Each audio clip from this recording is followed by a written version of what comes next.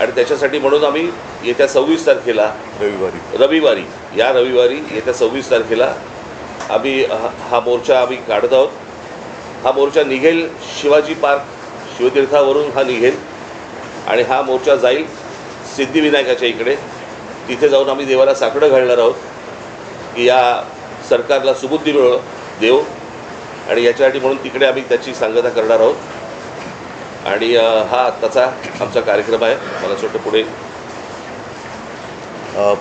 मी कालच दिल्लीला जाऊन आलो. माझ्या आधी अमित पण जाऊन आला. आपल्या माध्यमातून ही दृश्य संपूर्ण जग पाहत आहे. एक गोष्ट नक्की की हा विषय केवळ नीटच्या परीक्षेपुरता मर्यादित नाही आहे. कारण ज्या वेळेला मी गेलो, माझ्यासोबत संजय राऊत होते, अनिल देसाई, अरविंद सावंत ही सुद्धा मंडळी होती, खासदार होते. आणि त्या गर्दीमध्ये एक व्यक्ती राजा तिकडे संजयला असं भेटलं की त्यांनी विचारलं की आप कहाँ से आए हो. संजयने विचारलं. तर मैं बिहार से आया हूँ लेकिन मैं हूँ तो मध्य प्रदेश का. तर तो काय विद्यार्थी वाटत नव्हता, पण मध्यमवयीन तरुण होता. तर त्याला विचारलं आप क्यों आए हैं. तर त्यांनी सांगितलं की माझा व्यवसाय नीट चाललेला होता, माझी रोटी व्यवस्थित चालू होती, पण नोटबंदीच्या वेळेला माझी पूर्ण उद्योगधंदा रोजीरोटी उद्ध्वस्त झाली आणि तो राग व्यक्त करायला मी आलेलो आहे. म्हणजे हे एक निमित्त झाले असं म्हणा पाहिजे तर, परंतु हा गेल्या काही वर्षातला राग हा आता उफाळून वरती आलेला आहे. दुर्दैवाने आज मी वृत्तपत्रात वाचलं आणि कालच आपल्या माध्यमातून मी बघितलं की न्यायमूर्तींना किंवा न्यायालयाला या प्रकरणाकडे लक्ष द्यायला वेळ नाही असं ते म्हणाले. आता विषय असा झालेला आहे की दिल्लीमध्ये मलासुद्धा तिथल्या काही मुली भेटल्या आणि त्या संतप्त होत्या. त्या सांगत होत्या की आमचे कपडे फाडले गेले, वाटेल तसं मारलं गेलं, काही ठिकाणी तर लाठ्या काठ्यांना खिळे लावून, गजलेले खिळे लावून मारलं गेलं, डोकी फोडली गेली. आणि काल एक व्यक्ती, जी महिला म्हणजे मुलगी जी अत्यवस्थ होती, मला कल्पना नाही, आता तिचं येता वाचलं की आता आहे की नाही मला माहिती नाही आहे. तर एक असे अत्याचार वाढत चाललेले आहेत. न्यायालयाला कबूतरं, कुत्रे यांच्याकडे लक्ष द्यायला वेळ आहे, पण कॉक्रोचकडे लक्ष द्यायला वेळ नाही. हे दुर्भाग्य आहे. आणि देशाची परिस्थिती आता अशी झाली का, आणि न्यायालयाची परिस्थितीसुद्धा अशी धृतराष्ट्रासारखी झाली का. म्हणजे द्रौपदीने धृतराष्ट्राकडे न्याय मागण्यासारखं झालेलं आहे. आता मधल्या काळामध्ये चंद्रचूड यांनी न्यायालयाच्या न्यायदेवतेच्या डोळ्यावरची पट्टी काढली होती. ती न्यायदेवतेने परत पट्टी बांधली आहे का आणि कशासाठी बांधलेली आहे. हे एकूणच जे चाललेलं आहे, हे सरकार आता कोणाला आपलं वाटते असं दिसत नाही आहे. कारण मी ज्या वेळेला तिथे पोचलो तेव्हा जसं आत्ता राज म्हणाला की आता विषय केवळ धर्मेंद्र प्रधान यांच्या राजीनाम्यापुरता नाही, तर ह्या मुलांना, या विद्यार्थ्यांना आता हे सरकार नकोसं झालेलं आहे. हेच विद्यार्थी होते, हीच मुलं होती ज्यांनी अच्छे दिन याची अपेक्षा करत ह्या सरकारला निवडून आणलं होतं. पण हे सरकार निर्दयीपणाने वागते. पंतप्रधानांनी आज ते काय ट्विट केले, खरं म्हणजे त्यांनी जाऊन बोलायला काय हरकत नव्हती. म्हणजे याच्यामध्ये कमीपणा बाळगण्याचं काही कारण नाही आहे. आपली मुलं आहेत, आपली जनता आहे, यांच्याबरोबर चर्चा करायला कमीपणा वाटण्याची गरज नाही आहे. पहिल्या दिवशी जर का सरकारने यांच्याबरोबर चर्चेचे दरवाजे उघडले असते किंवा पहिल्या दिवशी जर का यांना बोलवलं असतं तर ही इथपर्यंत वेळ वाढली नसती, एवढी हे आंदोलन ताणलं गेलं नसतं. लोकांना आज व्यक्त व्हायचं आहे. इतके वर्ष साठलेला राग, असंतोष हा उफाळून वर आलेला आहे आणि त्याला एक वाट करून देण्याचा आम्ही प्रयत्न करतो आहे. ही वाट करून देत असताना सर्वांना सांगतो की कोणीही, कारण बरेच जणं या असंतोषाच्या ठिणगीला वेगळं वळण लावण्याचा प्रयत्न करत आहेत. मग पोलिसांवरती हल्ले करण्याचा प्रयत्न करत आहेत. काही गुंड म्हणजे सिव्हिल ड्रेसमधले लोक, यांच्यात पोलिसांच्या लाठ्या यांच्या हातात कशा आलेल्या आहेत. मग त्यांच्या तिकडे नावाची पट्टी पण नाही आहे, काही कपडे त्यांचे पोलिसांचे नाही आहेत. म्हणजे हे गुंड, आता माझं मग असं म्हणणं आहे की हे आंदोलन मोडायला पाकिस्तानमधून गुंड भाजपने आणलेत का. कारण यांची काय ओळख पाळख काही नाही आहे. त्यांना ओळख विचारलं तर सरळ ते काही त्यांच्या निर्विकार चेहऱ्याने ते आपले बघतात लोकांकडे. काही त्यांना पडलेलं नाही आहे. ना मुलांच्या व्यथेची त्यांना जाणीव आहे, ना त्यांच्या वेदनेची त्यांना जाणीव आहे. बेसुमार लाठीमार करतायत. आणि अशी ही सगळी गुंडागर्दी ही सरकार चालवत असताना कोणी गप्प बसू नये. आपण व्यक्त व्हायला पाहिजे आणि त्या व्यक्त होण्यासाठी, ती वाट करून देण्यासाठी येत्या रविवारी आम्ही मी मोर्चा म्हणण्यापेक्षा एक देशाची ताकद काय असते ही ताकद दाखवून देण्यासाठी ह्या मोर्चाचं आयोजन केलेलं आहे. जसं राजने सांगितलं की शिवाजी पार्क ते सिद्धिविनायकला राज आपण जाऊन दोन गोष्टी करू. एक तर या सरकारला सुबूत दे, नाहीतर सिद्धिविनायकाला साकडवलं की या देशावरती आलेलं हे अरिष्ट सरकारच्या रूपाने हे लवकरात लवकर दूर कर. सरन्यायाधीश म्हणाले की सीसीटीव्ही फुटेज पाहण्यासाठी मग अशात तोच विषय राहिला की सरन्यायाधीश जे बोलले की सीसीटीव्ही फुटेज पाहण्यासाठी आमच्याकडे वेळ नाही आहे. मुळात ह्यांच्यामुळेच हे झुरळ सुरू झालं ना. जन्मदाते तेच आहेत ना. आणि त्यांनी जन्म दिल्यानंतर त्या पोराकडे बघायला नको. मी महाराष्ट्रामधले पोलीस ह्या सर्व आंदोलनकर्त्यांना चांगलं सहकार्य करत आहेत. काही त्रास देत नाही आहेत. काही गोष्टी झाल्यात. माझ्याकडे आता एक व्हिडिओ आला आहे. मला असं वाटतं की मी तो आता मुंबई पोलीस कमिशनरने देखील पाठवलेला आहे. एका टॅक्सीतनं मुलं चालली होती आणि ती मुलं चालली असताना टॅक्सीतनं नाही, पोलिसांच्या गाडीतून आणि तो पोलीस त्यांना सांगतोय त्या मुलांना की परत या एरियात जर दिसलात तर खिशामध्ये तुमच्या काय 5 ग्रॅमची पावडर टाकीन, 50 ग्रॅमची पावडर टाकीन बरं का. म्हणजे पोलिसांकडे आता पावडर पण मिळायला लागली. पोलीस एजंट आहेत का पावडरवाले? हा पोलीस कोण ड्रग सप्लायर आहे का? हे कुठचे काय चाललंय मला कळतच नाही. मला खरं तर ही इतकी साधी गोष्ट होती. साधी म्हणजे म्हणण्यापेक्षा ही की बाबा पेपर फुटलेत, काय कोण ज्याची जबाबदारी आहे त्यांनी राजीनामा द्यावा आणि जे त्याच्यामध्ये असतील सामील झालेले असतील त्यांना अरेस्ट करावी. ज्या काही गोष्टी करायच्या त्या सगळ्या गोष्टी कराव्यात. परत हे होणार नाही याची शाश्वती द्यावी आणि त्याच्याशी चर्चा करावी. हे सगळं प्रकरण इथपर्यंत आलंच नसतं. बोला. यात एक प्रश्न असा आहे की नाही दिनेश एक मिनिट आज जे मोदींनी ट्विट केले का काय केले मला कल्पना नाही की दोषींना सोडणार नाही. तर ज्यांनी या मुलामुलींवरती निर्दयीपणाने लाठीमार केलेला आहे, ज्यांनी मुलींचे कपडे फाडलेत, जे पोलिसांच्या वेशात न येता जे गुंड तिकडे घुसलेत, या गुंडांना पकडून त्यांनासुद्धा कठोर शिक्षा करण्याची जबाबदारी मोदी घेत आहेत का? हे गुंड कोणी घुसवले होते? हे गुंड कोणी आणले होते? आणि राजरोज फिरतात त्यांचे पण व्हिडिओ आहेत. अगदी ती काठ्या बिठ्या आणि पोलिसांच्या लाठ्या त्यांच्या हातात कुठून आल्या? पण उद्धवजी, मुख्यमंत्री देवेंद्र फडणवीस आणि जे.पी. नड्डा जे भाजपचे केंद्रातले नेते आहेत ते असं म्हणतात की विरोधी पक्ष हा विद्यार्थ्यांच्या खांद्यावर बंदूक ठेवून या विषयाचं राजकारण करतात. भारतीय जनता पक्ष आजपर्यंत काय करत आलं? त्यांचा असाही दावा आहे की काँग्रेसच्या राजवटीतही अनेकदा पेपर फुटलेले आहेत. तेव्हाही आंदोलन झाली की. म्हणून तर बदललं ना सरकार. त्यावेळेलाही आंदोलन झाली, त्याच्यानंतर सरकार बदललं, ह्यांचं आलं. हे ते तसे आहेत म्हणून ह्यांना आणलं. हेही तसेच. म्हणजे ते सांगतात की सरकार बदला आणि विद्यार्थ्यांच्या खांद्यावरती बंदुका विरोधी पक्ष ठेवत असतील तर विद्यार्थ्यांच्या छातीवरती बंदुका तुम्ही का रोखतात? नाही. आणि दुसरी गोष्ट त्या अण्णाच्या टोप्या घालून कोण फिरवते? यांचीच माणसं होती ना. अण्णांकडे एवढी माणसं नव्हती. आणि ह्याच्यामध्ये परत ह्यांनी काही चुका केल्या की त्याचं राजकारण नाही करायचं. आणि हे ज्यावेळेला विरोधी पक्षात जातात त्यावेळेला सगळ्या गोष्टींचं राजकारण करणार. पण शरद पवार काल पंतप्रधानांना भेटले. त्याला जंतर मंतर म्हणतात. तेच आहे की त्यांनी तुम्हाला काही कल्पना दिली आहे का? कारण नाही, मला असं वाटतं विषयाला आता फाटे फोडण्याची आवश्यकता नाहीये. आम्ही सगळेजण आम्ही एक नाही ऐका मला बोलू तर द्या. मला बोलू तर द्या. माझं म्हणणं काय आहे की जसं आज मी आणि राजा एकत्र आलेलोच आहोत, त्याच्या आधी सुद्धा मी सगळ्यांना आवाहन केलेलं आहे की ज्यांना देशाच्या भविष्याविषयी चिंता आहे. म्हणजे मी तिकडे गेल्यानंतर सगळे भाषिक तिकडे होते, सर्व धर्मीय तिकडे होते, हिंदू होते, मुसलमान होते, सगळे होते.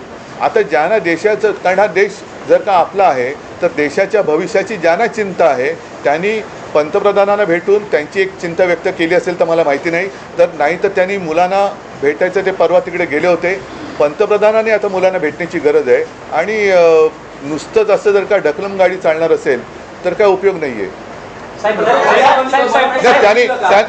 नाही आता आपण जे म्हणालात आम्ही रविवारी मोर्चा जाहीर केलेला आहे, तर रविवारी जर का पवार साहेब येत असतील, अगदी नरेंद्र मोदी येत असतील, देवेंद्र फडणवीस येत असतील, येऊ द्यात. म्हणजे विरोधी कशाला एक फक्त विषय आहे की तुम्ही मोर्चाचं रूट सांगितलं, पण वेळ काय आहे, किती वाजता सकाळी 10ची जमायची वेळ आहे, साधारणपणे 11:30 पर्यंत 11 साडे 11 पर्यंत निघू. आंदोलन जाहीर झालेलं आहे. जंतर मंतरवर पोलीस आपल्याला पाहायला मिळतात आणि मुंबईत देखील अनेक विद्यार्थ्यांना पोलिसांनी गाडीतून नेऊन पोलीस स्टेशनला वगैरे नेले. आपण स्वतः काल विद्यार्थ्यांनी आंदोलन जाहीर झाल्यानंतर आपल्या अनेक कार्यकर्त्यांना नेत्यांना नोटीस जाऊ शकतात, विद्यार्थ्यांची धरपकड होऊ शकते. सवय आम्हाला, यासाठी सवय आम्हाला आमच्या नाही. इकडे आता कळेल आता म्हणून म्हटलं ना की विद्यार्थ्यांच्या बाजूने कोण आहे आणि विरोधात कोण आहे. आणि प्रश्न असा आहे ना की प्रश्न सोडवायचा आहे का चिघळवायचा आहे, हे मला असं वाटतं सरकारने बघावं. सर, आज वंचितनी महाराष्ट्र आणि देशबंदची हाक दिली आहे. 26 तारखेला तुम्ही आता मोर्चा काढणार आहात.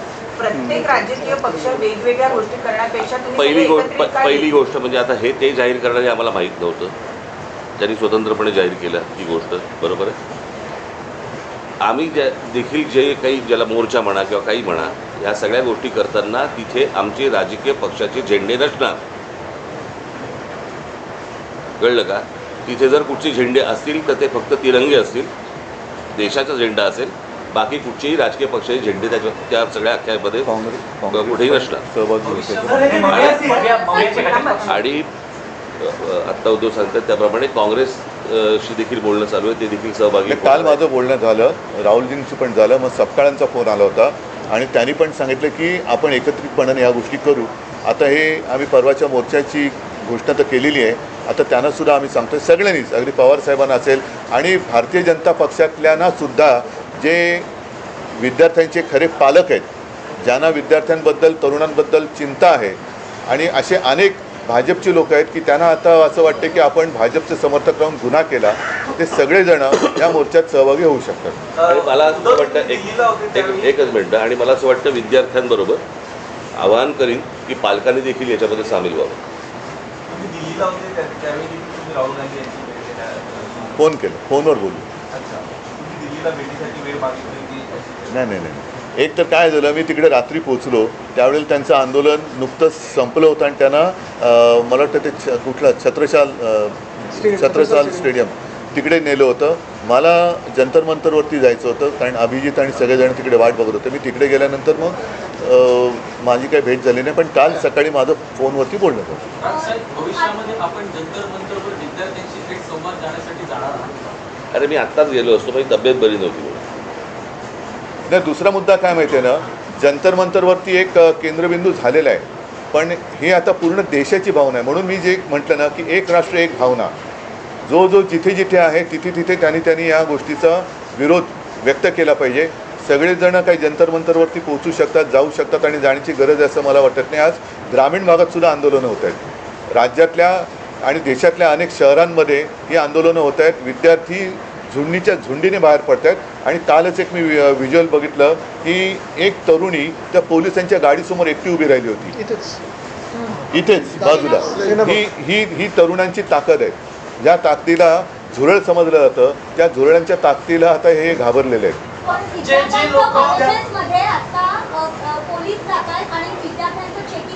कुठे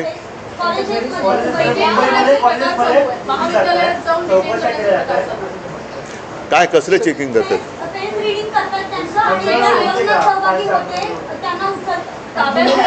त्यांना काही तासासाठी डिटेन करतात आणि सोडतायत, कोणी घाबरत नाही. पण त्यांना काल पण आम्ही पाहिलं, काल मी आणि अमितच गेलेलो होते पोलीस. आता देश भीतीच्या पलीकडे गेलेला आहे. आणि काल सुद्धा मी तिथे ज्यांना भेटलो ना, एक तो तुमच्याच माध्यमातून बघितलं, तो एक मुलगा उभा आहे ना, मारो मारो मारो, तो नागपूरचा मुलगा आहे. तो भेटला मला, तो काय करतील मारून मारून, काय करतील, आणि असं जगून तरी काय फायदा. म्हणजे हे लोक आता त्या भीतीच्या पलीकडे गेले. त्याच्यामुळे चेकिंग, तुम्ही त्यांची मनं नाही ओळखली, शरीर किंवा कपडे चेक करून काय करणार, त्यांच्या मनात काय चालले ते ओळखानं.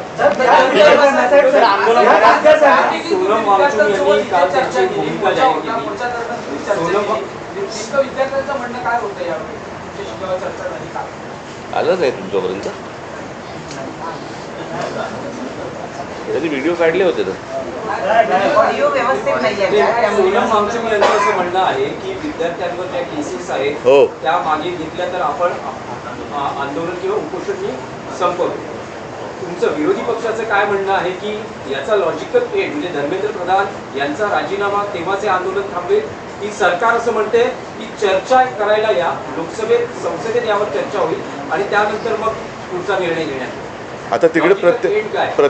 नाही बघा, आता प्रत्यक्षात तिकडे काय चाललंय, कारण मी मागे प्रेस कॉन्फरन्स घेतली होती. नाही, मी इथेच बोललो होतो, मला वाटतं की काही वर्षांपूर्वी म्हणजे 2018 साली एक जी डी अगरवाल नावाचे गृहस्थ होते, ते गंगेसाठी उपोषणाला बसले होते. सरकारने लक्ष नाही दिलं. 115व्या दिवशी त्यांनी प्राण सोडला. गंगा आणखीन वाईट झाली. म्हणजे करोनाच्या काळात तर मग गंगेमध्ये मृतदेह पण सोडले गेले. मग या सरकार हे निर्दयी आहे. मी वांगचुकना त्यांना तिथून हलवण्याच्या आधी 1-2 दिवस आधी फोनवरनं बोललो होतो आणि मी त्यांना हेच सांगितलं होतं की आपण उपोषण सोडा, कारण उपोषण कोणासमोर करायचं, ज्यांना काहीतरी संवेदना आहेत.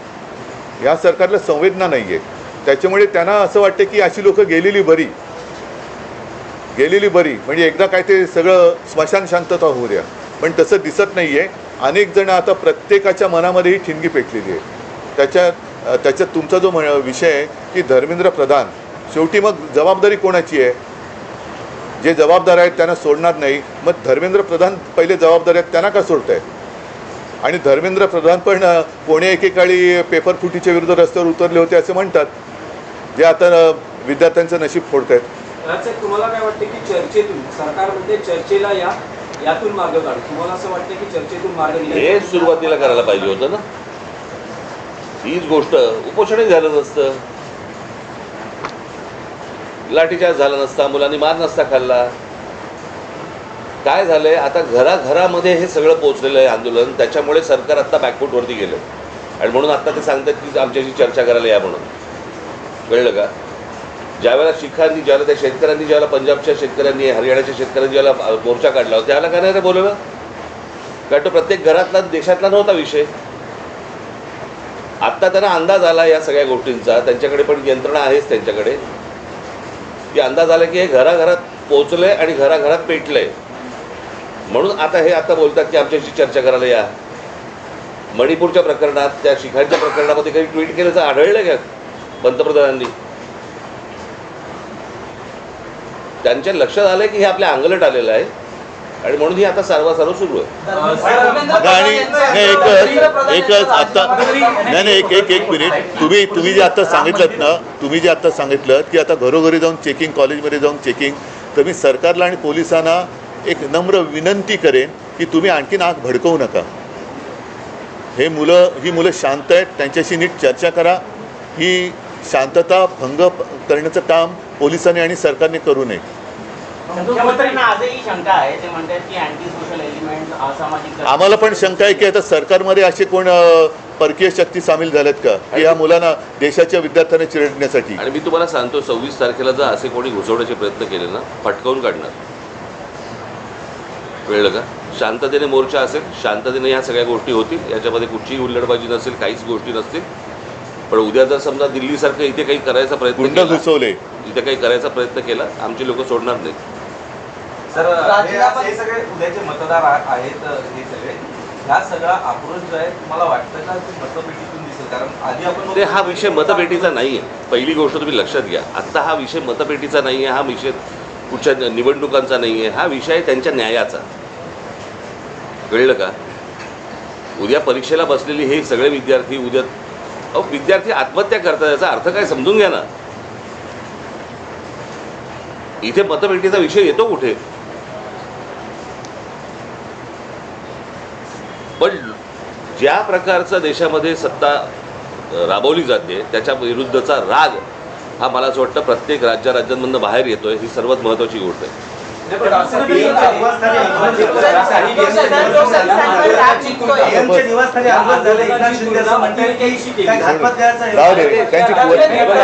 त्यांच्या विरुद्ध बघा, आंदोलनाची तुलना अतिरेक्यांशी केली. त्यांच्याबरोबर तुम्ही त्यांच्या विरोधात काही बोललात की तुम्ही देशद्रोही असता, अँटी नॅशनल नाही, कोणी केली कोणी केली सभागृह अरे जाऊ दे रे, त्यांची कुवत आहे का? चल हम हिंदी में ये दोनों बात करेंगे, हिंदी इंग्लिश में ये दोनों बात